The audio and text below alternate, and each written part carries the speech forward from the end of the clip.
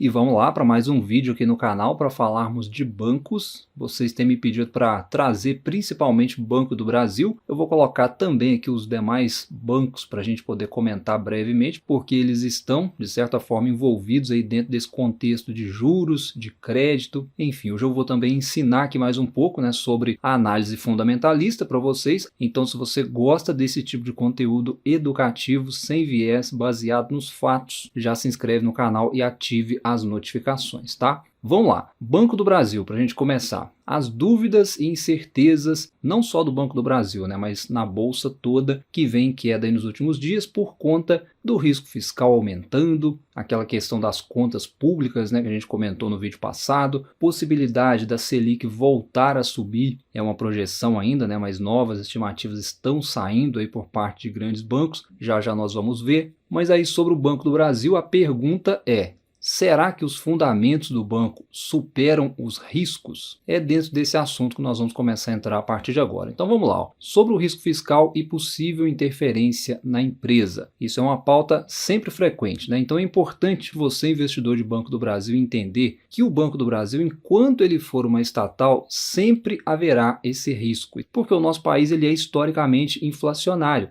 E as ferramentas que o governo tem para usar em último caso, imaginando o pior cenário, são as estatais. Bom ou ruim? É isso. Então, aqui o investidor tem que ter a sua opinião clara sobre essa questão. Se você não vê o risco de ingerência no Banco do Brasil por parte do governo como algo importante, relevante, eminente, é só seguir na análise para quem sabe lá na frente você investir no banco. Mas se você enxerga esse risco como absoluto, como algo eminente, é só não investir. Parou a análise aqui, ponto. É isso. É muito pessoal de cada investidor. Não tem um certo ou errado até acontecer, se acontecer. Você que decide se paga ou não para ver. Tá bom? Mas agora, falando então de possível alta da Selic, que é algo que vem ganhando os holofotes aí, e com isso os títulos do governo seguem subindo, refletindo aí a alta de juros futuro. Hoje está mais alto, inclusive, do que estava nesse vídeo aqui, que eu falei sobre essa questão. Foi, inclusive, no último domingo agora. Dá uma olhada aí nesse vídeo para você entender, caso você ainda não tenha visto. E repare como essas taxas já subiram desde então. E, nesse sentido, para você que segue na análise dos bancos, Banco do Brasil, especificamente, que eu estou tratando aqui, e quer saber se a alta ou a baixa de juros afeta o banco, a gente precisa entender, acima de tudo, os resultados do banco e saber onde que isso afeta diretamente lá no resultado. Olha só, a gente pode olhar então, ó, margem financeira com clientes, e a gente tem também margem com o mercado. São as duas aí que são influenciadas e uma delas é diretamente influenciadas. Aqui que é o detalhe, é que o banco ganha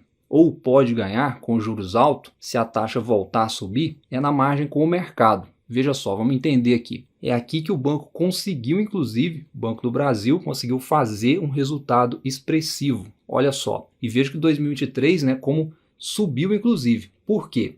Nós ainda estamos em um cenário de juros alto, por mais que tenha caído, ainda é um patamar alto, e juros alto ele pode favorecer essa linha ainda mais, desde que o banco saiba fazer isso muito bem. Porque essa parte aqui, ó, a gente pode dizer, pode explicar para você da seguinte forma: é um dinheiro que o banco não pode emprestar e que gera esse resultado aqui, ó. Ou seja, os bancos, eles por lei, eles têm um montante em caixa guardado, vamos considerar assim. Até mesmo porque para garantir os clientes e também para garantir a solvência do sistema financeiro, tá? Eles não podem emprestar tudo que eles captam. E esse dinheiro é gerenciado pela tesouraria. É isso que gera a margem com o mercado, onde o banco pode fazer diversos tipos de aplicações, por exemplo, né, fazer diversos usos aí com a sua gestão de tesouraria, vamos chamar assim. Pois é, esse é um termo que praticamente ninguém falava até pouco tempo atrás, até que começou a pesar no resultado dos bancos. Vamos ver aqui os demais bancos. Olha o Santander, por exemplo, como é que está amargando ainda um prejuízo nessa parte aqui de margem com o mercado.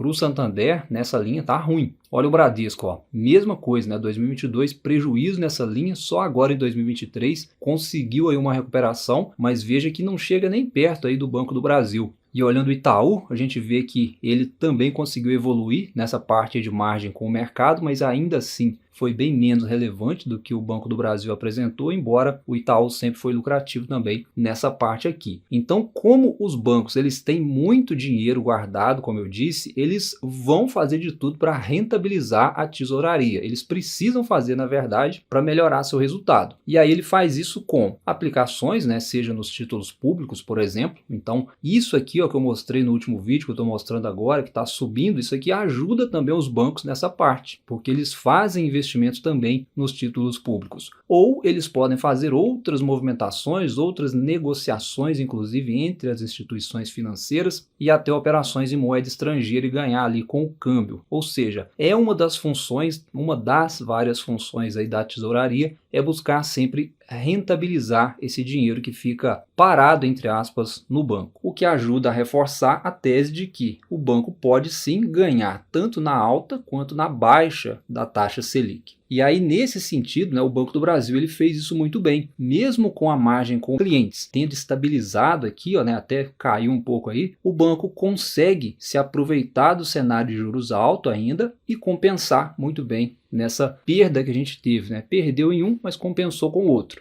E se os juros caírem, eu creio que a parte de margem com os clientes ela possa melhorar também. E é por isso que o Banco do Brasil e Itaú, também coloco aqui no exemplo, né, de melhores empresas, são os preferidos aí dos analistas e dos grandes investidores, porque o que falta em um é complementado no outro. Veja só, Banco do Brasil, 20 bilhões de margem com clientes contra 26 bilhões do Banco Itaú. Nessa linha, Banco Itaú melhor. Banco do Brasil, 5,6 bilhões de margem com o mercado, que eu acabei de falar, contra 840 milhões do Banco Itaú. Então aqui o Banco do Brasil foi muito melhor. Então é o que eu falei, um compensa o outro. E aí quando a gente vai olhar na última linha, né, que é o lucro, veja que vieram bem parelhos aí, né, tanto um quanto o outro. E aí no meu entendimento, acho que o Banco Itaú é um banco mais aberto ao crescimento, vamos chamar assim, né, em uma economia girando bem, imaginando isso por conta dessa expansão de negócio com clientes, que a gente viu aí que vai muito bem, melhor que o Banco do Brasil. A tese de juro baixo ainda existe. Então eu defino como um banco menos retranqueiro, vamos chamar assim, né, que vai para cima. Já o Banco do Brasil, mais cauteloso, podemos dizer sim, mais retranqueiro, pé no chão,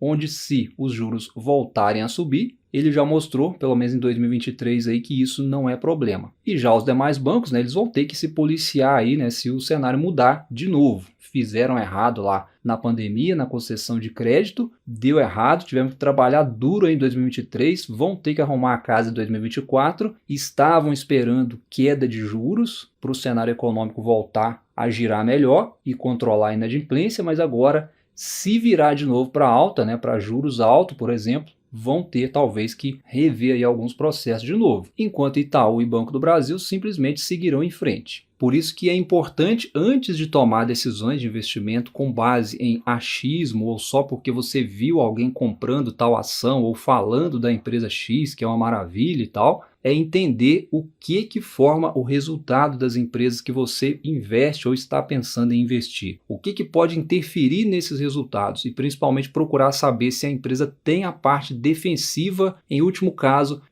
dê algo errado. A sua análise ela tem que girar em torno dessas questões principalmente, tá? E aí se você quiser saber mais sobre análise fundamentalista, acessa aí o meu conteúdo 100% em vídeo, passo a passo, onde eu ensino a análise fundamentalista de forma descomplicada para qualquer investidor compreender as empresas e poder caminhar com as próprias pernas no mercado sem depender de diquinhas principalmente, tá bom? Sempre deixo o link aí na descrição, mas voltando aqui nos bancos, né, especificamente Banco do Brasil, agora que você viu que a taxa Selic pode sim interferir nos resultados dos bancos, porém, se o banco souber usar isso a seu favor, ele vai continuar ganhando dinheiro, vai continuar entregando resultado, vem a pergunta do início do vídeo para quem seguiu a análise comigo até aqui. O fundamento do banco, falando de Banco do Brasil agora, supera os riscos políticos, que é o medo aí do investidor em relação ao Banco do Brasil? Olha só, inclusive o CFO, né, do banco, em entrevista recente, a administração do banco, na verdade, né, sabe que o mercado tem esse medo de estatal, de interferência e tal. Isso não é unanimidade, mas existe sim esse medo, e o CFO disse aí em entrevista recente, né, que esse temor de interferência política foge da razoabilidade, né, e que as chances aí de interferências são nulas, e complementou dizendo que a ação está muito barata em relação aos pares e que o mercado não está precificando o Banco do Brasil considerando essa potência de geração de resultados. Palavras dele, apesar de eu concordar com a questão do resultado, mas é você que deve julgar, tá? Mas assim, realmente, os últimos movimentos do banco vão ao contrário aí de uma interferência política, né? O ponto mais afirmativo disso foi o aumento do payout do banco, principalmente. A gente vê sim, né, uma preocupação aí com o investidor, e isso foi afirmado algumas vezes, inclusive. Mas eu volto a frisar que esse ponto é você que tem que julgar, é você que tem que pesar aí se vai comprar ou não essa ideia. E agora passando aqui para o valuation rapidamente aí para a gente poder reafirmar o fundamento, nós temos então um PL, né, preço-lucro, abaixo da média, o que é desconto, imaginando que o retorno viria para o acionista se a empresa distribuísse todo o seu lucro. É um PL baixo, sim, né, significa desconto, ou no mínimo que nós estamos diante de uma empresa que gera grandes lucros, olhando aí para o LPA. Já o preço sobre valor patrimonial perto aí da média, ok.